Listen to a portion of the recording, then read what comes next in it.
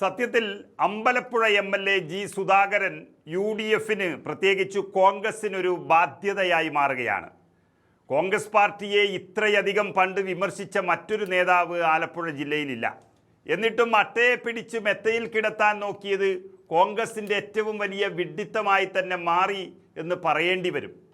കാരണം ജി സുധാകരൻ എന്ന നേതാവ് കോൺഗ്രസിനെയും യു.ഡി.എഫിനെയും നന്നാക്കാൻ വേണ്ടിയല്ല സ്ഥാനാർത്ഥിയായത്. മറിച്ച് അദ്ദേഹത്തിന് CPM വേണ്ട പരിഗണന നൽകിയില്ല, സീറ്റ് കൊടുത്തില്ല. അദ്ദേഹത്തിന് പാർട്ടിയിലെ പലരെയും വിമർശിക്കേണ്ടി വന്നു. അങ്ങനെ UDF പിടിച്ച് അദ്ദേഹത്തെ MLA ആക്കി മാറ്റി.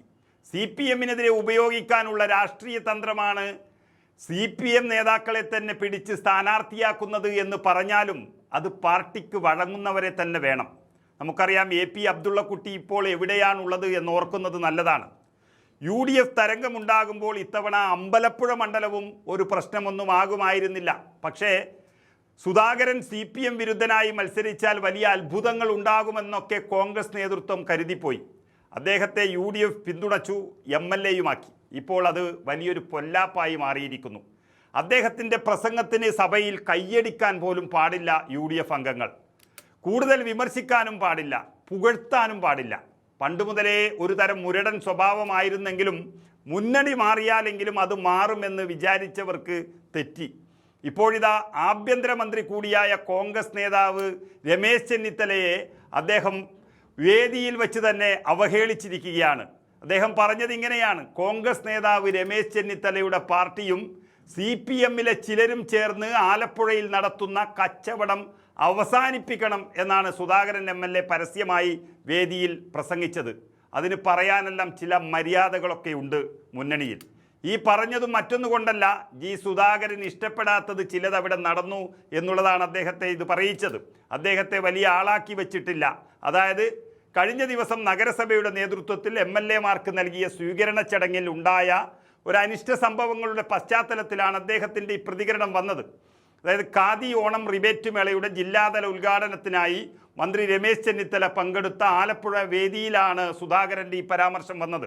നഗരസഭ സംഘടിപ്പിച്ച ഒരു സ്വീകരണ ചടങ്ങിൽ അതിനു മുൻപ് താൻ കൃത്യസമയത്ത് തന്നെ എത്തിയിരുന്നുവെന്ന് സുധാകരൻ അവിടെ പറയുന്നു.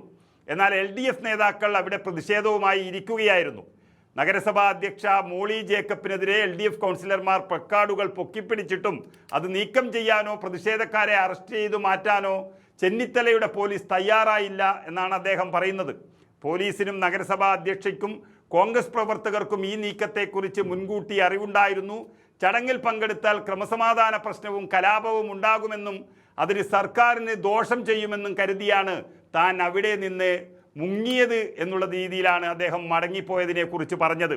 താൻ അവിടെ ഉണ്ടായിരുന്നുവെങ്കിൽ അടി നടക്കുമായിരുന്നു. തന്നെ അടിച്ചാൽ കരണക്കുറ്റിക്ക് തിരിച്ചടിക്കുകയാണ് തൻ്റെ ശീലമെന്നും അതുകൊണ്ടാണ് മടങ്ങിപ്പോയത് നന്നായെന്നും അദ്ദേഹം പറയുന്നത്. സംഭവത്തിൽ ലോക്കൽ പോലീസിന് ഗുരുതരമായ വീഴ്ച സംഭവിച്ചിട്ടുണ്ടെന്നും വിഷയത്തിൽ അന്വേഷണം നടത്തണമെന്നും ആഭ്യന്തരമന്ത്രി രമേശ് ചെന്നിത്തലയോട് സുധാകരൻ ആവശ്യപ്പെടുകയും ചെയ്തിരിക്കുന്നു. സത്യത്തിൽ ഉള്ളിലുള്ള ഭയം കാരണം ഓടി രക്ഷപ്പെട്ടതാണ് എന്ന് തന്നെ എല്ലാവർക്കും അറിയാം. പ്രായത്തിൻ്റെ ബുദ്ധിമുട്ട് കാരണം സ്വാഭാവികമായും പല പ്രയാസങ്ങളും സുധാകരന് ഉണ്ടാകും. അതുകൊണ്ട് സഹായം വേണമെന്നുള്ളത് സ്വാഭാവികമാണ്. അപ്പോഴും പറയുന്നത് തന്നെ അടിച്ചാൽ കരണക്കുറ്റി നോക്കി 2 എണ്ണം കൊടുത്തിട്ടേ പോകുള്ളൂ എന്നുള്ളതാണ്. അത് ഒഴിവാക്കാനാണ് നേരത്തെ ഇറങ്ങിയത് എന്ന് അദ്ദേഹം പറയുന്നു. സത്യത്തിൽ ഇദ്ദേഹത്തിന് ആരെയും വിശ്വാസമില്ല. ഇതിനേക്കാളും വലിയ MV രാഘവൻ കണ്ണൂരിൻ്റെ മണ്ണിൽ കത്തിയും തോക്കും നിരന്നു നിന്ന സമയത്ത് അതിനിടയിലൂടെ പോയത് കോൺഗ്രസ് പ്രവർത്തകരുടെ, പ്രത്യേകിച്ച് K സുധാകരൻ്റെ സംരക്ഷണത്തിൽ തന്നെയായിരുന്നു. പലരും മരിച്ചു വീഴുമ്പോഴും MV രാഘവന് മേലെ ഒരു പോറൽ പോലും അന്ന് ഏറ്റിട്ടില്ല. ഇവിടെ ജി സുധാകരനെ തന്നെ എന്തോ ചെയ്തു കളയുമെന്നൊരു പേടിയും തൻ്റെ പാർട്ടിയെ വഞ്ചിച്ചു എന്നുള്ളൊരു കുറ്റബോധവും ഒക്കെ ചേരുമ്പോൾ കോൺഗ്രസിൻ്റെ മേൽക്ക് കുതിര കയറുന്നതാണ് ഇപ്പോഴത്തെ അദ്ദേഹത്തിൻ്റെ പണി. സൂക്ഷിച്ചാൽ UDFന് നല്ലത്, അല്ലെങ്കിൽ പാല് കൊടുത്ത കൈക്ക് തന്നെ കൊത്തുക തന്നെ ചെയ്യും.